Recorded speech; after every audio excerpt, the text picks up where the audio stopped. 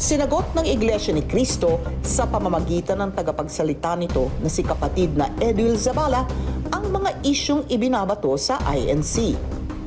Kabilang narito ang naging pagbisita noong 10 ng Oktubre ni dating Pangulong Rodrigo Duterte sa tagapamahalang pangkalahatan ng Iglesia ni Cristo, ang kapatid na Eduardo V. Manalo.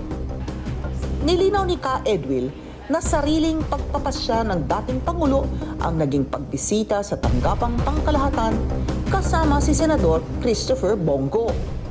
Nagtungo sila sa Central Office ng Iglesia ni Cristo para personal na bumati sa nalalapit na kaarawan ng kapatid na Eduardo Manalo. Ang totoo, idadagdag ko na, ay halos taon-taon naman nagtutungo si former President Duterte para bumati. Gayman, ipinaubaya na ng INC kay dating Pangulong Duterte ang pagtugon sa pagdadawit dito ni dating Police Colonel Royina Garma nang sabihin na nagpahanap siya ng isang police official na miyembro ng INC para mangasiwa sa war on drugs ng kanyang administrasyon. Kung hindi ako nagkakamali, parang kahapon lamang yata, nag-release ng statement ang dating Pangulong Duterte. Pinaliwanag na niya yung ukol sa bagay na yan. Palagay ko siya higit sa lahat ang makapagpapaliwanag ng mas malalim kung bakit gano'n ang choice niya. Sa isang panayam, ipinaliwanag ni dating Pangulong Duterte ang dahilan bakit sa isang miyembro ng Iglesia ni Cristo niya nais ipagawa ang trabaho.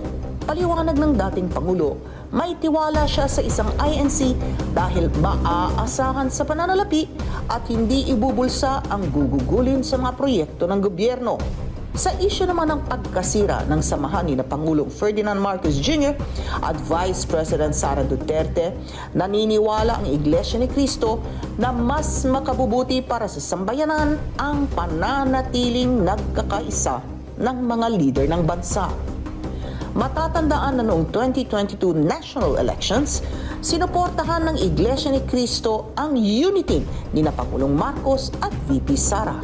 Alam naman natin na talagang bumabangon ang hindi pagkakaunawaan. Pero dahil tinanong nyo kami at kami isang relihiyon, ay ibabalik ko lang doon sa aral na sinasampalatayanan ng Iglesia ni Cristo.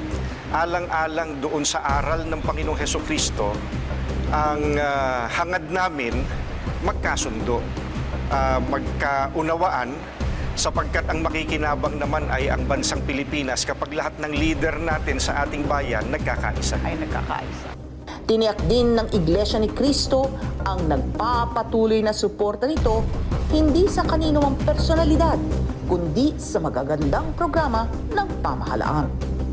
Ang Iglesia ni Cristo po nananatiling sumusuporta sa lahat ng mabubuting proyekto ng pamahalaan, lalo't sa ikabubuti ng ating mga kababayan.